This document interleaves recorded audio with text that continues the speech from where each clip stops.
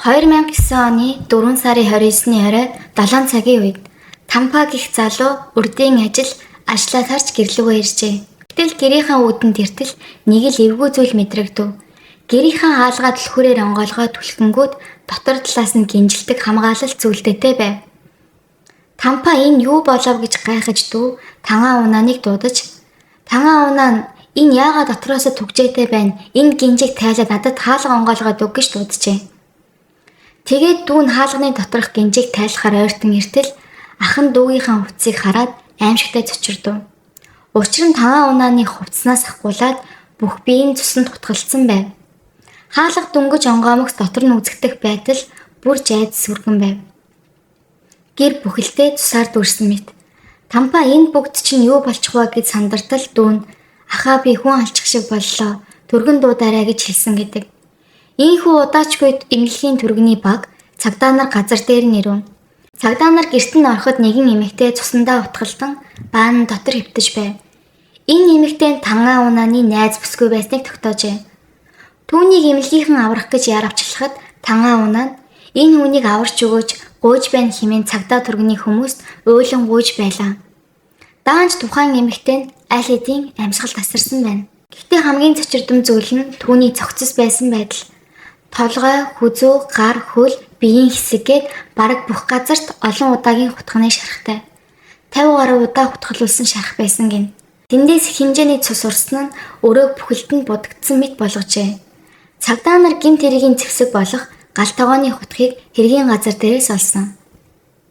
Яг хэн алсан бэ гэсэн асуулт гарна.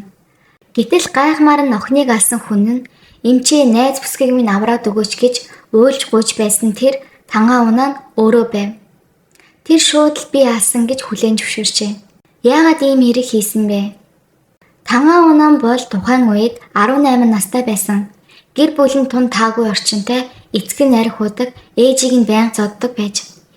Ээж нь ийм нөхөдтэй цааш амьдрах аргагүй төгөрч салж 2 хүүтэйгээ тустаа гарчээ. Гэсэн ч ээжийн бие мууцаар удалгүй нас барсан. Үлдсэн ах дүү хоёрт төрөөс өгдөг өчөөхөн тэтгэмж зэрэгтэл түшиглэн амь зуудаг байв. Тангаа унаа нь 17 настайдаа дунд сургуулаа орхиж цааш суралцгаа болсон ажилд ч оролгүй баар шөнийн цэнгийн эмэгтэйчүүд зэрэгт хамаг цагаа зарцуулдаг болжээ. 2009 он тангаа унаа нь 18 нас хүрэхдээ уг хэргийн хохирогч Рюбентэй танилцв. Рюбен 19 настай, түүнээс 1 насаар их эмэгтэй.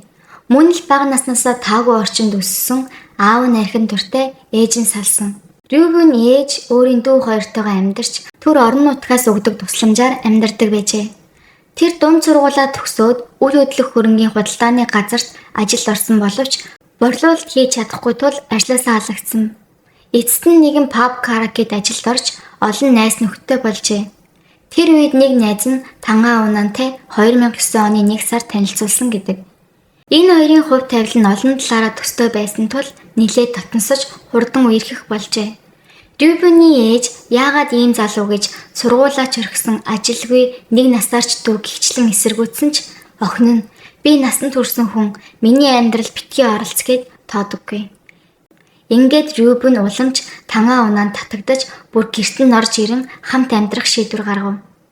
Тангаа унаа нь анх Тампа ахтайгаа нэг өрөө байр түрээслэн амьдардаг байсан. Өрөө 2 давхар ортой бөгөөд доод орон дээр дүүн, дээд орон дээр ах нь унтдаг. Тэгтэл Рюбен нэмэгдэн орж ирж доод орон дээр тангаа унаа болон Рюбен, дээд орон дээр Тампа ингээд гуруулан амьдарч эхэлжээ. Эхний үед бүгд ямар ч асуудалгүй байсан. Тангаа унаа нь ажилд орсон Рюбенч баяртай найзуудаа манай найз залуу сайн залуу гэж ярьдаг байсан. Тэгтэл яагаад ийм эмгэнэлт хэрэг болж хувирв? Албан ёсны тогтоол баримтаас тангаа унааны мэдүүлэл үлджээ. Амиа алдсан Рюбен юу ч ярих аргагүй тул үнэн худлыг хэлэх ганц гэрчин тангаа унаанд болж таарсан. Тэрээр Рюбен манай гэрт ирснээс 1 сар орчмын дараагаас нэг л сонин зүйл мэдрэгдэх болсон гэж иржээ. 3 сарын үед гуруула ширээ тойрон хооллож байхад Рюбен ширээн доогоор нууцаар манай ах Тампагийн хөлийг хөлөөрөө илээд байсан. Би гайхсан ч тэр үед дуугаа өнгөрүүлсэн. Энэ цагаас хойш тангаа унаа нь миний найз бүсгүй, миний ах хоёр араар тавьж байна уу гэж сэжиглэж эхэлсэн. Гэвч 100% баттай биш тул барих санаатай ажигласан гэдэг. 4 сарын 28-нд буюу хэрэг болохын өмнөх өдөр. Тангаа унаа нь ажлаа тарж иртэл яах аргагүй 2 өөр зураг гэрт байгааг олж харжээ. Түүний хэлснээр нэг нь миний найз охин Рюбений зурсан юм шиг, нөгөө нь огт өөр хүн зурсан юм шиг байсан. Гэтэл ах маань ер нь зураг сонирхолгүй. Рюбен хамт зурсан зурган хэлбэрээр нууцаар сэтгэнэж биедээ хайраа илэрхийлж байна гэмээр хардав. Маргааш нь буюу 4 сарын 29-нд гэртээ иртэл ах нь Рюбентэй хөвгчлөлтөө инээлдэж үйл ялэг биедээ хүрэх маягтай байсан гин. Тангаа унаа нь бүр намайг үл тоож ил дамаргийн холбоотой аашилж байна гэж хардна. Тэгээд ахыгаа явсны дараа Рюбентэй ярилцахыг хүсэж болзааны уур амьсгал бүрдүүлж бэлэг өгөөд тэврэх гэтэл тэр "Бол би ядраад байна" гэж түлхэх маягтай болсон гин. Ахтай хамт байхдаа инээж хөвгчлөлтэй байсан хэрнээ надад яагаад дургүй байна гэж улам хардах болов. Тэгээд ахыхаа унтдаг орыг харвал нэг ширхэг ус байсан гин. Мөн унтахтаа хажуудаа тавьдаг жижиг үнсний савнд нь Рюбений тамхины иш байжээ. Найз бүсгүй маань дээд орон дээр ахтай хамт байсан юм шүү. Бараг л араар нь тавьсан батлагджээ гэж Тангаа унаа бодсон байна. Тэгээд чи ахтай минь унтсан уу гэд асуухад Рюбен ямар дими юм яриад байгаа юм гэх маягаар залхсан уцаартай өнгөөр унтсан унтаагүй чамд ямар хамаа байна. Би унтмаар байвал унтна гэх игдүүдсэн янзтай байсан гэж Тангаа унаа мэдүүлсэн. Гэвч үнэндээ Рюбен яг юу гэж хэлснийг бид мэдэхгүй. Тангаа унаа нь бол тэр унтсан гэж бүрэн хүлээсэн гэдэг. Тэгээд л гал тогооноос хутга шүрчээ. Мэдүүлэхдээ би тэр үед зөвхөн сүрдүүлэх гэж хутга авч ирсэн. Үнэхээр та хоёр унтсан уу? Чи тэгсэн бол надад үннийг хэл гэж асуух гэж байсан гэсэн.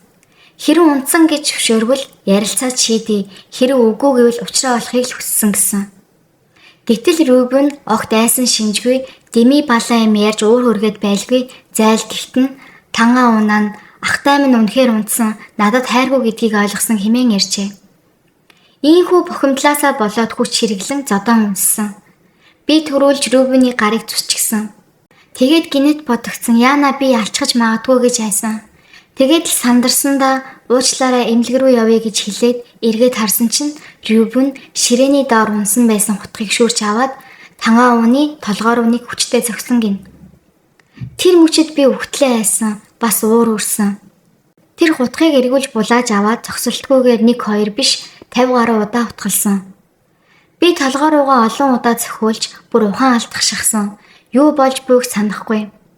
Хэсэг хугацааны дараа ухаан ороход найз бүсгүй маань орон дээр цусан тутгалсан хөвтөж байсан гэв. Яана би хүн алчглаа. Одоо ямар ч аргагүй амиа орлоо гэж бодож байтал гаднаас ах ирж хаалгаа онгойлгох гэж орилсон. Хаалгаа онгойлгохоос өмнө найз охинтой минь унтсан уу гэж асуухад ах нь юун солиотой юм яриад байна гэхэд Тангаа унаа нь хаалгаа онгойлгож цааш нь юу болсныг мэдэхгүй гэжээ. Тангаа унаа нь ихэндээ намайг ийм зүйл хийхэд мансууруулах бодис нөлөөлсөн. Би тэр үед эрүүл биш, сэтгцийн хувьд хэвэн биш байсан гэж мэдүүлжээ. Би мансууруулах бодис тогтмол хэрэгэлдэг, магадгүй тэр шүнж хийсэн байх. Түүний улмаас ухаан бодлоо бүрэн алдсан гэж өмгөөлөгч нь шүүхэд хэлсэн. 2010 оны 5 сард болсон эхний шүүх хурал дээр өмгөөлөгч нь Тангаа унааны зүгээс найз бүсгүйгээ алах санаа агуулаагүй. Хутга авсан төр сүрдүүлэх зорилготой л байсан. Гэтэл эмэгтэй уурыг хүргэж сэтгцийн хувьд удирдлаггүй болж ийм хэрэг боллоо. Дээр нь мансууруулах бодис хэрэгэлсэн тул самуурсан гих агуулгаар хамгаалжээ. Тэгсэн Тангаа унаа шүүхийн танхимд үнэндээ би тэр үед гайхалтай нэг дуу сонссон. Хин нэгэн алив хурдан түүнийг ал гэж шимнэж байсан. Тэгээд найз бүсгүй минь надад гахаан толгойтой мангас болж харагдсан. Тэр мангас чи бол хэрэггүй амтан, хинт ч хэрэггүй, алга бол чи гэж дайрч байсан. Тэгэхээр нь би өөрийгөө хамгаалах гэж хутга шүрэн 50 удаа хутгалсан. Тэр мөчид бодит байдалтай буцаж иртэл гахаан толгойд мангас нь миний найз бүсгүй болж таарсан гэж мэдүүлсэн байна. Шүүх хэмж сэтгэл зүйч Тангаа унаа мансуурлах байдас хэрэглэж магадгүй хар тамхинаас болоод тийм зүйл хийхийг үгүйсэхгүй гэжээ. Прокурорын зүгээс гэхдээ энэ нь 50 удаа хутгалан хөнөөг шалтгаан болохгүй. Мөн анх баригдахдаа гахаан толгойтой мангас гэж огт яриагүй. Өөр хөлбөр ярьж байсан гэж эсэргүүцжээ.